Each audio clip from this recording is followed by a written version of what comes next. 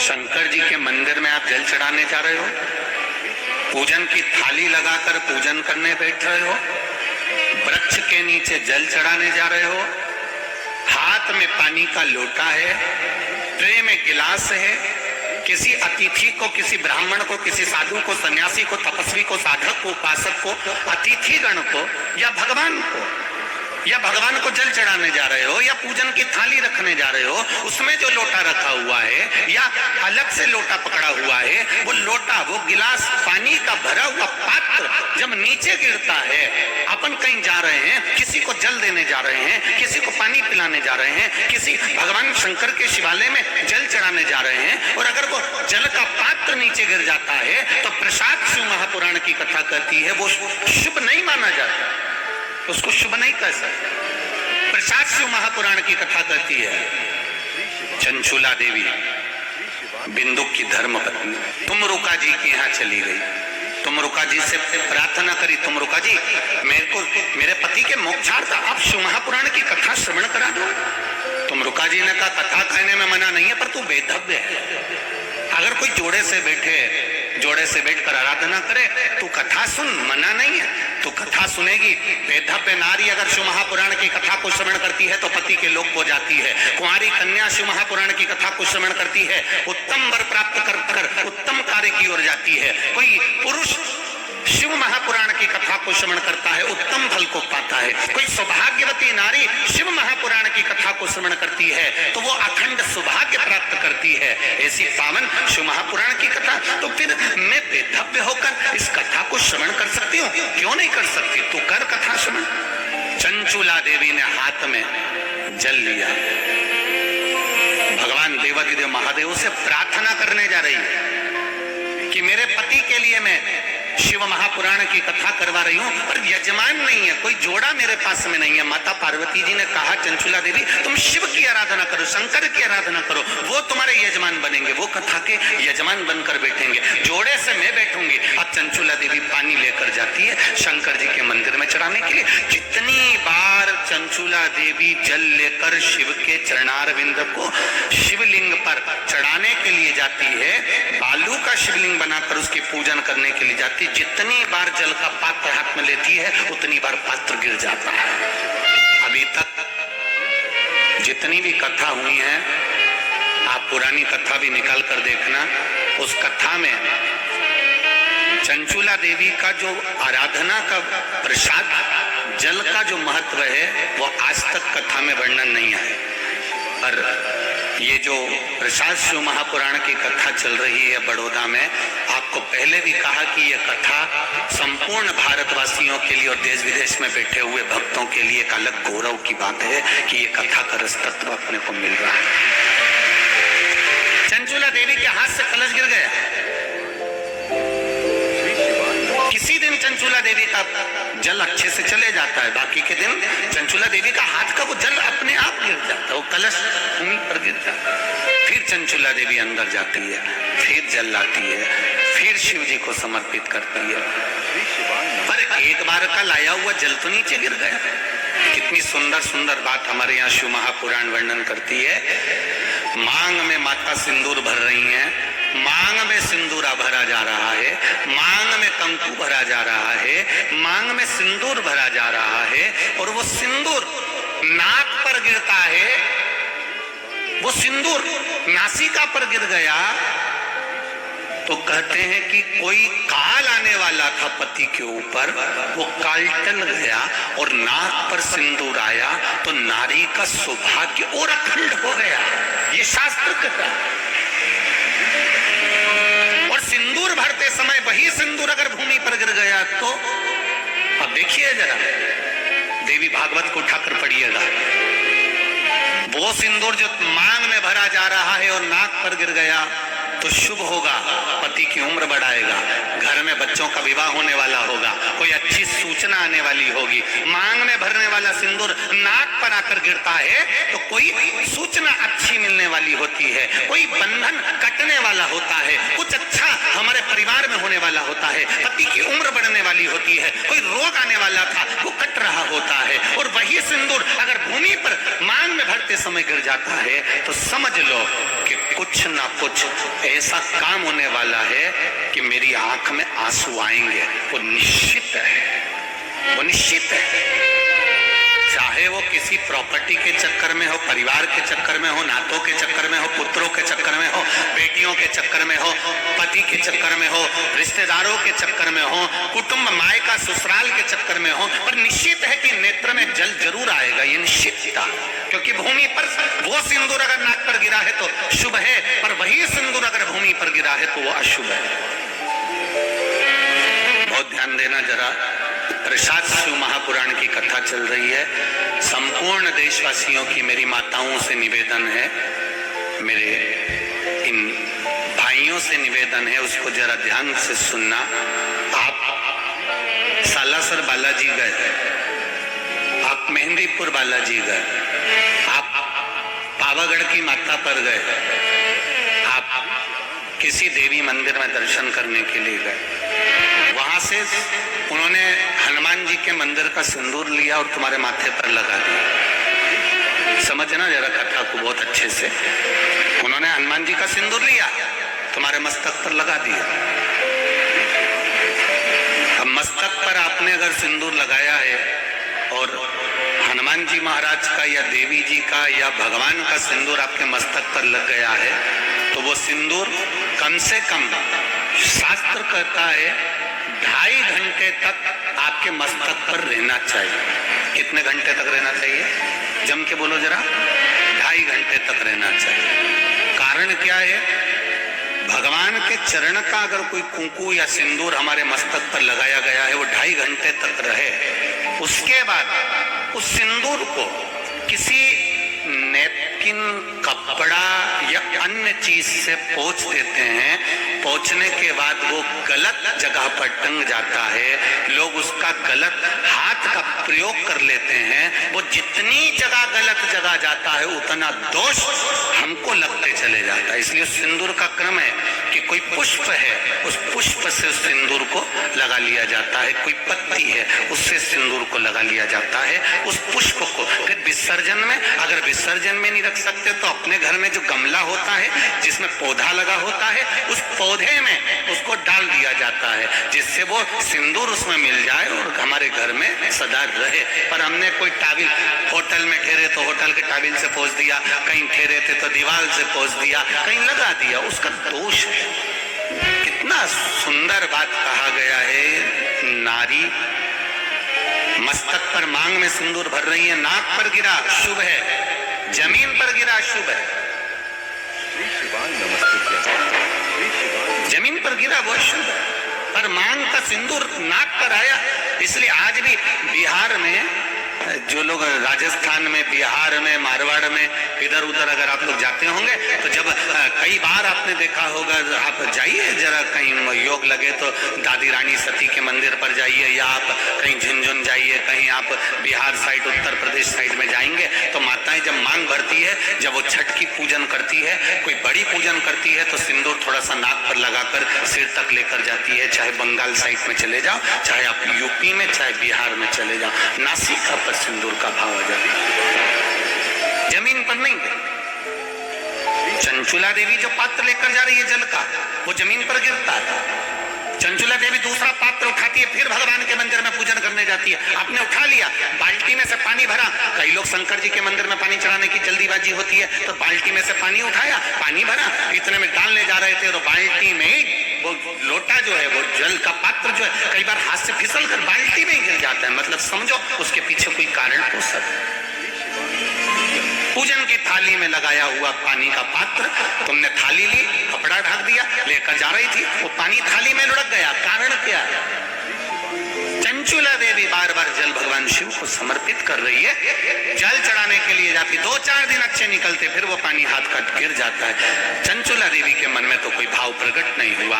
पूजन कर कर कर कर कर कर थक गई चंचुला देवी, पर महादेव प्रकट नहीं हुए। महादेव ने ये नहीं कहा कि मैं तुम्हारे पति के लिए पार्वती जी के साथ में जोड़ा बांधकर बैठ जाता हूं और तुम्हारे जजमान पद में ग्रहण करता हूं। ये शंकर भगवान नहीं बोले चंचुला देवी से एक बार भी नहीं बोला। शब्द ही नहीं बोले।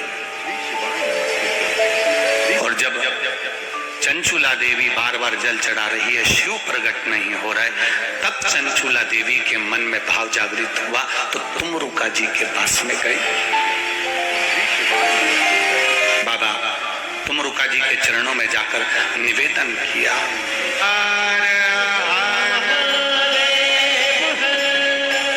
अपने स्थान पर बैठकर भगवान शिव का मूल मंत्र का स्मरण करें।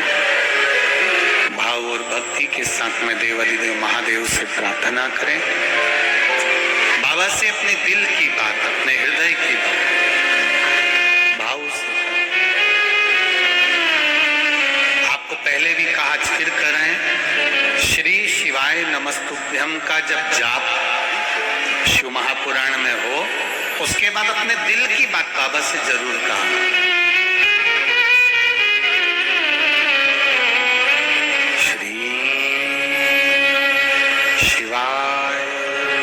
नमस्तु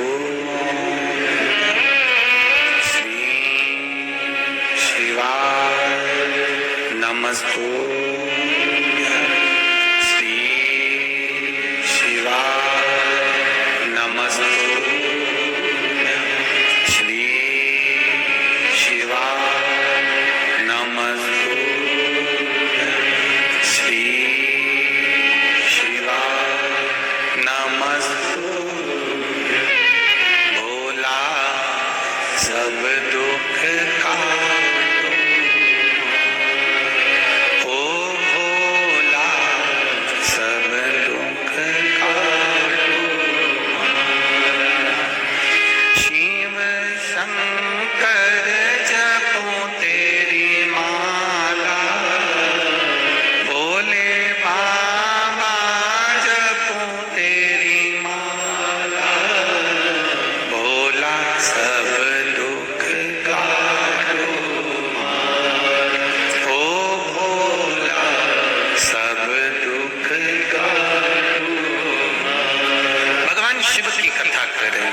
चंचुला देवी तुमरुका जी के पास में पहुंच गई। अब तुमरुका जी ने पूछा, चंचुला तुम यजमान ढूंढने के लिए गई थी शिव महापुराण के लिए, किसी को जोड़े से बिठाना है, आप ढूंढने गई थी, कोई मिला? चंचुला देवी कहती है, मैंने पार्वती जी से पूछकर शिव जी की आराधना करी, भगवान शंकर को जल चढ़ाया, शिव जी की पूजन करी, पर शंकर भगवान प्रसन्न ही नहीं होते, प्रकट ही नहीं होते। कारण क्या है? तुमरुका जी ने कहा, तुम्हारे पूजन करने से शंकर प्रसन्न नहीं हो रहे, नहीं हो रहा। कारण क्या है पता नहीं। तुमरुका जी ने देवऋषि नारद को बुलाया।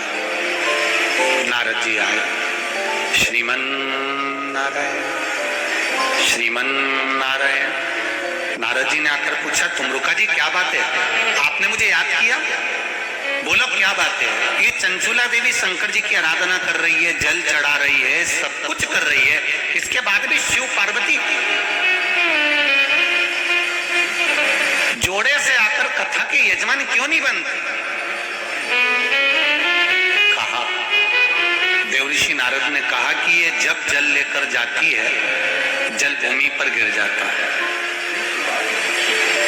किसी अतिथि को भोजन कराते समय हाथ से गिलास, ट्रे से गिलास नीचे गिर जाता है, या पूजन करते समय कलश जमीन पर लुढ़क जाता है, या भगवान को जल चढ़ाते समय पानी का कलश जमीन पर गिर जाता है, देवऋषि नारद पुराण में कहते हैं उसका एक कारण होता है कि जो पूजन कर रहा है, जो भोजन करा रहा है, या जो जल देने जा रहा है, उसके पूर्वज जरूर प्यासे हैं और उनको अन्न का भाग नहीं मिल रहा, इसलिए वो जल बार बार भूमि पर गिर रहा है।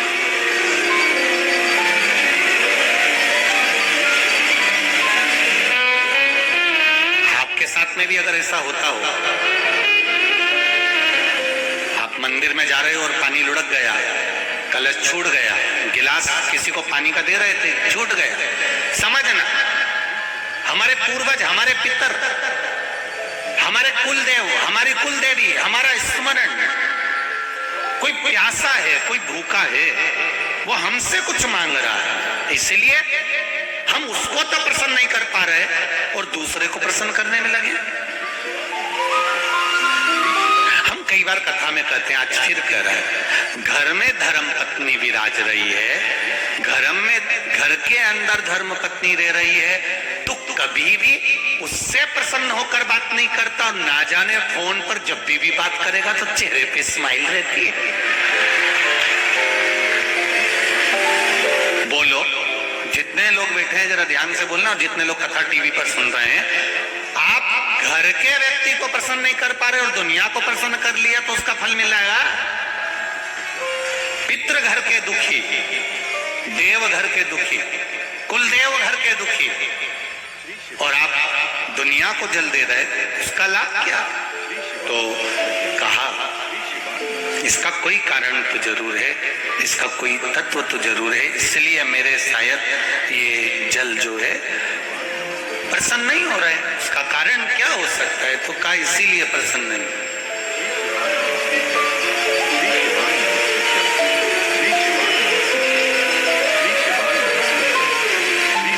ये धर्म पत्नियां जो होती हैं ना, बहुत ध्यान रखती हैं अपने पति के चेहरे का। ये केवल करवा चौथ पे चेहरा नहीं देखती है, तो इस अंदाजे में मत रहना कि करवा चौथ पे अकेले वह चलनी में मुंह देख लिया। ये वो करवा चौथ पे जो मुंह देखती हैं, उस स्माइल को बाकी के दिन की स्माइल से मैच करती रहती है पूरे साल।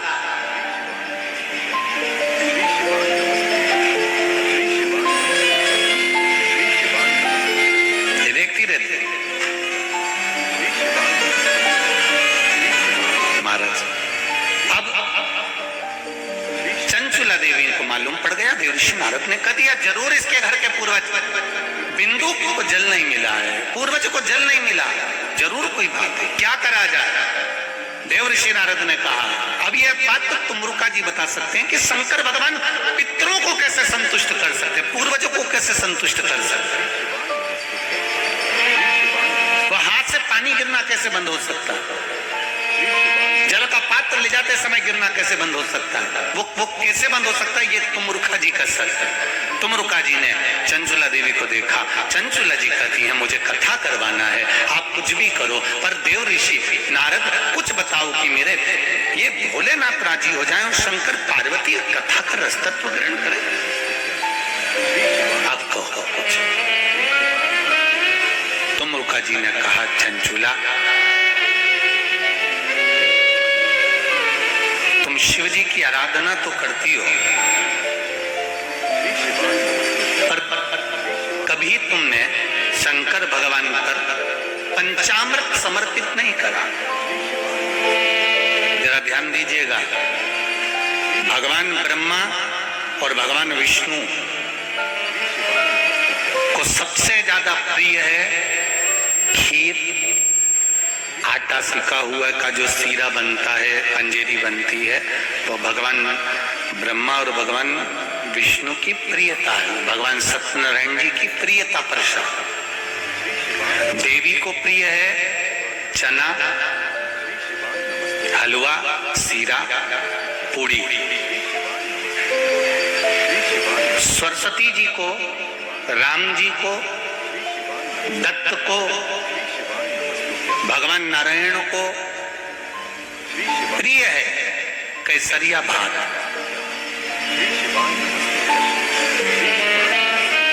पर 33 कोटि देवी देवताओं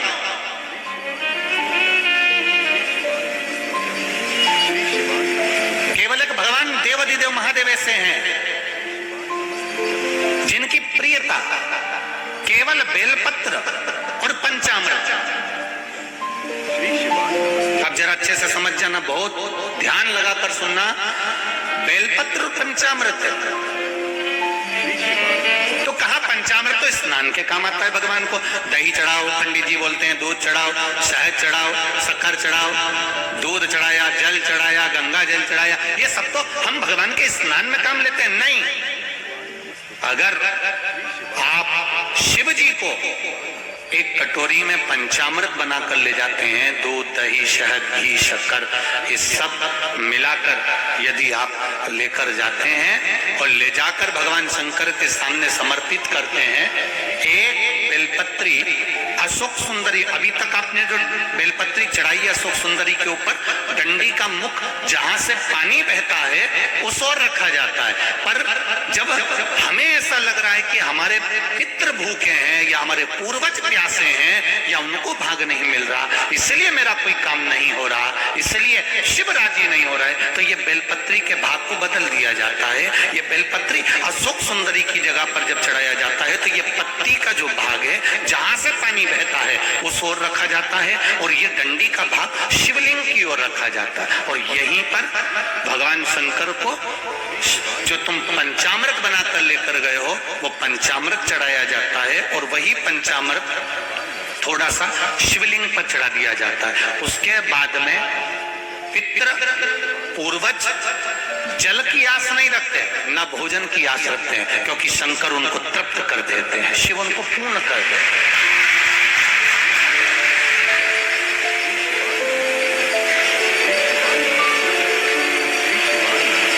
एक अंतर आप थोड़ा सा ध्यान लगाइएगा।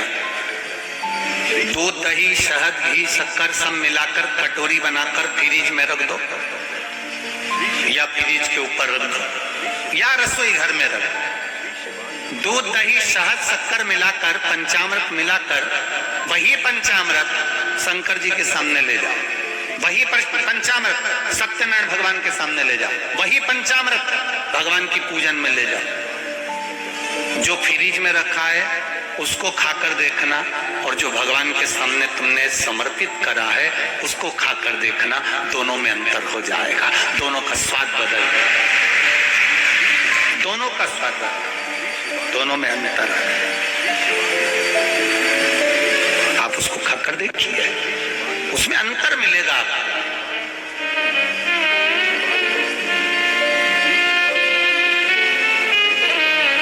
मेरे नारायण के सामने पहुंचा तो भी वो प्रसाद, मेरे ब्रह्मा जी के सामने पहुंचा तो भी वो प्रसाद, माता रानी के सामने पहुंचा तो भी वो प्रसाद है, सत्यनारायण भगवान के सामने पहुंचा तो भी वो प्रसाद है। पर दूध, दही, शहद, शक्कर, पंचामृत जो बना हुआ मेरे देवाधिदेव महादेव के सामने पहुंचा, वो केवल प्रसाद नहीं है, वो औषधि निर्मित हो जाती है और उस औषधि से शरीर के ना जाने कितने रोग समाप्त हो जाते हैं। मात्र औषधि रोग मिटाने। कितना सुंदर कहा है प्रसाद का महत्व समझाते हुए हमारे संत, हमारे साधुजन, हमारे गुरुजन कहते हैं, एक बार जगन्नाथपुरी में दुनिया का सबसे ज्यादा भंडारा भोजन प्रसाद, सबसे ज्यादा जगन्नाथ का भात जगत पसारे हाथ, जगदीश में, जगन्नाथ जी में। एक बार माता लक्ष्मी जी के मन में आया कि मैं जगन्नाथपुरी में, भगवान नारायण से पूछा, मैं आई हूँ जगन्नाथपुरी में, जगदीश में, प्रभु आप अपनी बहन के साथ हो, आप बलभद्र जी के साथ में हो, आप स्वयं बैठे हो, मैं रुक्मणी, मेरे साथ आप नहीं हो। भगवान ने कहा रुक्मणी तू जगन्नाथपुरी में रहे, आराम से प्रसाद का निर्माण कर और प्रसाद बनाकर तू मुझे पवा। भोजन बनाने का काम माता रुक्मणी जी को दे दिया गया, माता लक्ष्मी जी को भोजन बनाने का काम दिया। जगन्नाथपुरी में आज भी जो पंडा होन, रसोईया होन, जो जगन्नाथ जी का भात बनाते हैं, भोजन बनाते हैं, प्रसाद बनाते हैं, आज भी आप उनसे पूछेंगे तो वो यही कहेंगे कि हम भगवान जगन्नाथ जी की अर्धांगिनी है। आज भी अगर पंडित या वहां के जो रसोईया हैं वो भोजन बनाते हैं तो लक्ष्मी जी के भाव से, रुक्मणी जी के भाव से बनाते हैं। अब रुक्मणी जी ने भोजन बनाया, भगवान को पवाया, अब भगवान को पवाया तो भगवान तो भगवान। एक बार लक्ष्मी जी के मन में आया कि अब मैं थोड़ा बहुत रसोई घर में रह ली, थोड़ा बहुत घूम फिर के आती हूँ। आपके जैसी लक्ष्मी जी भी थोड़ी देर रसोई घर में काम करती है, थोड़ी देर गच्छी से बाहर जाकर झांकी आती है। फिर थोड़ी देर बाद आई तो मोबाइल उठा के देख लिया। रसोई घर में काम करते करते हेडफोन लगा लिया। फिर थोड़ी देर ध्यान गया तो टीवी देख ली। काम चल रहा है। लक्ष्मी जी ने सोचा चलो मैं बाहर घूम कर आती हूँ। आज लक्ष्मी जी बाहर निकल गई और लक्ष्मी जी पूरी जगन्नाथपुरी में घूम रही है, पूरी जगदीश।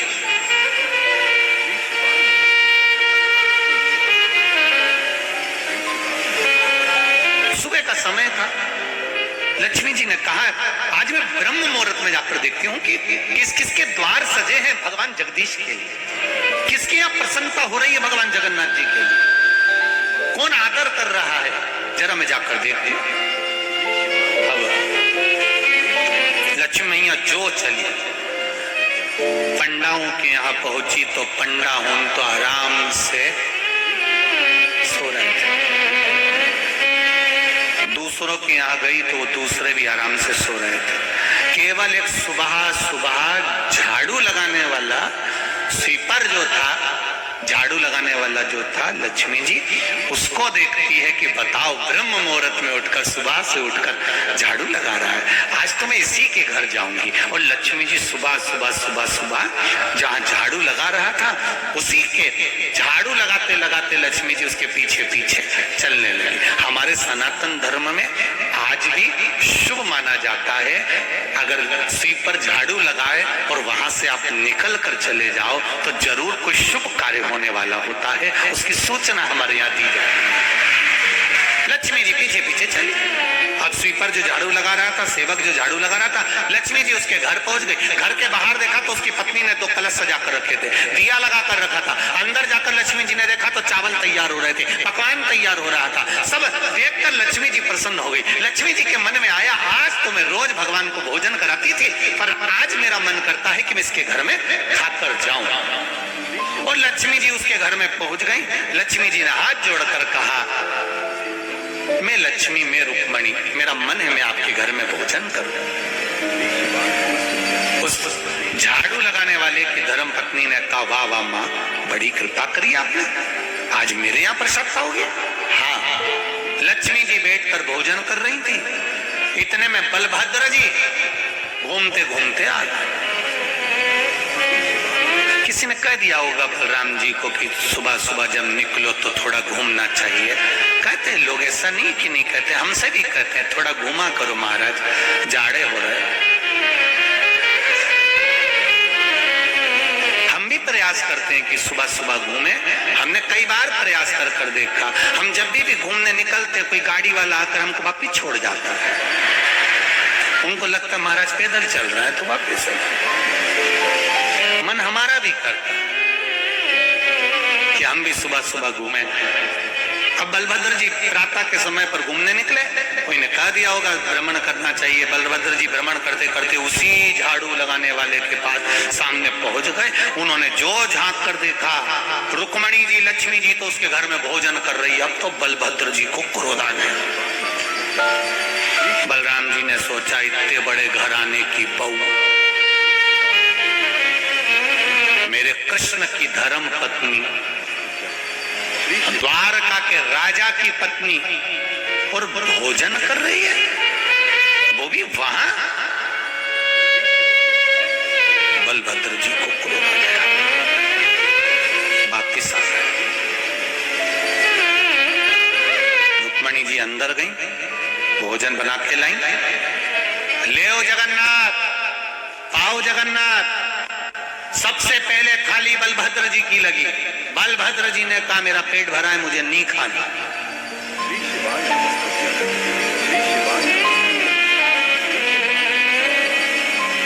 अब ये लक्ष्मी जी के, रुक्मणी जी के जेठ जी हैं, और जेठ जब तक ऐठे नहीं तब तक काहे का जेठ है। तो जेठ जो होता है वो थोड़ा ना थोड़ा तो ऐठता है। बहू ने हमारे को तो पूछा ही नहीं, बहू ने हमको प्रणाम करा ही नहीं, बहू ने हमको पानी पिलाया ही नहीं। अब रुक्मणी जी ने सबसे पहली थाली बलभद्र जी की रखी, बलभद्र जी ने नहीं खाया। भगवान कृष्ण बैठे रोटी का टुकड़ा तोड़ने लगे। उन्होंने देखा मेरा भाई भोजन नहीं कर रहा, क्यों नहीं कर रहा। भगवान कृष्ण ने पूछ लिया दाऊ दादा क्या बात है, आप भोजन नहीं कर रहा। दाऊ दादा बोले बस मेरे को भूख नहीं लग रही है, आज मेरा मन अच्छा नहीं। अब इनके क्या मालूम कि बहू को देख लिया था शॉपिंग मॉल में। अब इनको क्या मालूम कि ये भोजन क्यों नहीं कर रहा है। कई कई जेठ हो उनका तो मुंडा, जब भी देखो तब फूला। मेरे बहू पूछती भी है, लाओ मैं पानी ला दूं। भाई ने भी पूछा चाय मंगवा दूं क्या? नहीं, मेरे को पीना ही नहीं, मेरे को नहीं पीना।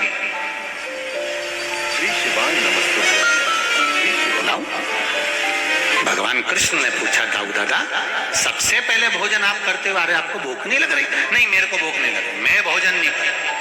और इसके हाथ का तो बिल्कुल ही नहीं करूंगा। अब तो कन्हैया को संकट पड़ गई। कन्हैया ने सोचा जरूर कोई बात है, जरूर कोई बात है।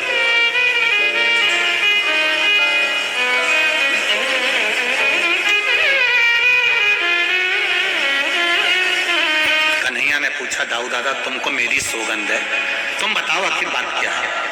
अरे कन्हैया, इतने बड़े यदुकुल की बहू, इतने बड़े कुल की बहू वहां पहुंच गई भोजन करने के लिए। बताओ यहां कोई कमी थी क्या?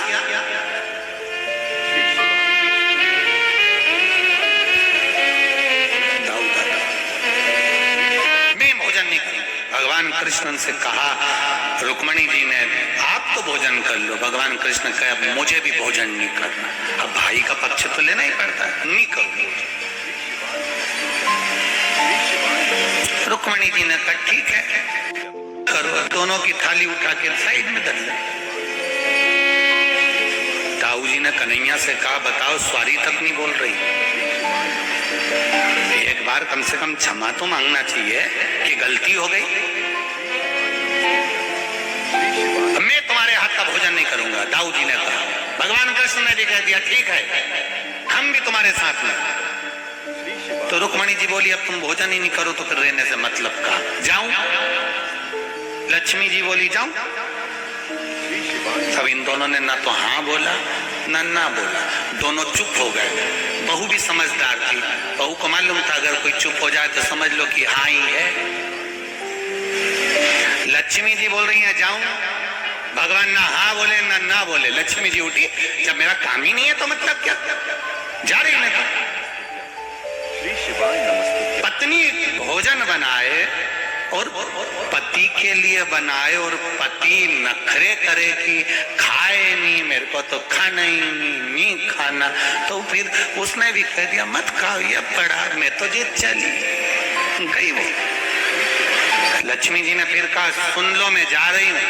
भगवान कुछ नहीं बोले। दाऊ जी ने कन्हैया से कहा, एक बार मुंह से नहीं निकला कि क्षमा मांग ले, कि अब के बाद मैं खाना खाने मानी जाऊंगी। लक्ष्मी जी चली। लक्ष्मी जी ने कहा मैं चली गई ना तो सोच लेना, फोन भी नहीं लगा, फिर मत कहना तुम मेरे से, और मैं गई ना तो फिर समझ लेना। इतने में दाऊ जी बोले, कन्हैया जान दे अब अच्छे से।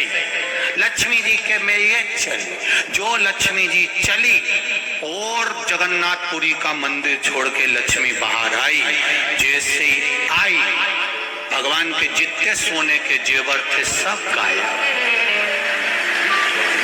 रात के समय लक्ष्मी जी जो निकल के चली, सोने के पलंग पर दाऊ जी और कन्हैया सो रहे थे, पलंग गायब, नीचे पड़े।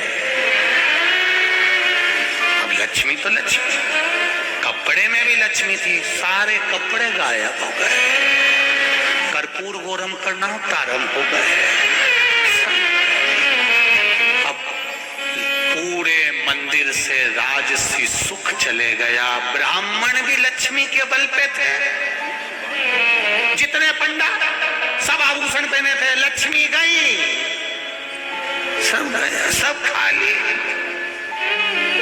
लक्ष्मी गई, कोई दर्शन करने ही नहीं आया। भगवान बैठे शांति से, कोई भोजन लेकर आएगा, कौन आए? अन्नपूर्णा भी लक्ष्मी, धन वैभव कपड़ा सत्ता सब लक्ष्मी, सब चली गई।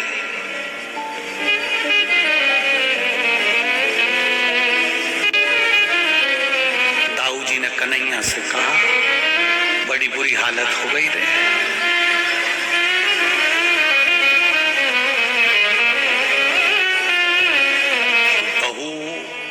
जब आती है खूब वैभव लाती है। भले वो दहेज में कुछ नहीं लाई पर खुशियां बहुत लाती है। और बहू जब झगड़ा कर कर जाती है ना, इसके पिताजी ने भले 1 लाख रुपया भी खर्च नहीं करा हो पर तुमसे 25-30 तो पहली किस्त में मांगती है अदालत से और लिख के भेजती है, हमारे पिताजी ने शादी में इतना खर्चा करा था, इतनी की दौलत थी, इतना का सामान था, इतना का शय था, लाओ। सबको हिला देते। लक्ष्मी जी ने भी हिला दिया।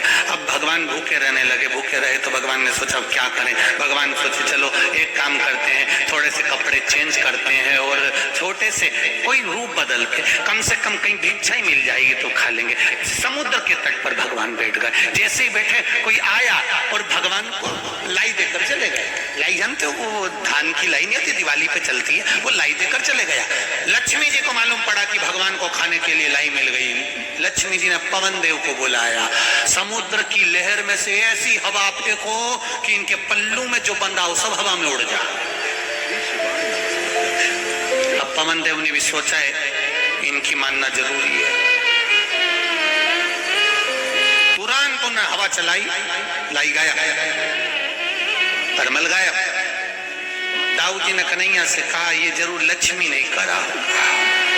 भगवान बोले अब क्या कर सकते हैं। दाऊ जी ने कहा वो नहीं आ रही तो क्या हुआ, कन्हैया अपने घर की बहू है, कम से कम तुझे लेके तो आना चाहिए। भगवान कृष्ण बोले तुम्हारे चक्कर में ही तो गई है, नहीं तो मैं तो बहुत एडजस्ट करके चल रहा था। 16,108 को एडजस्ट करने में कितना समय लगता है तुम नहीं जान सकते। सबको संभाल के चल रहा, परंतु अब जा लेकर आओ उसको।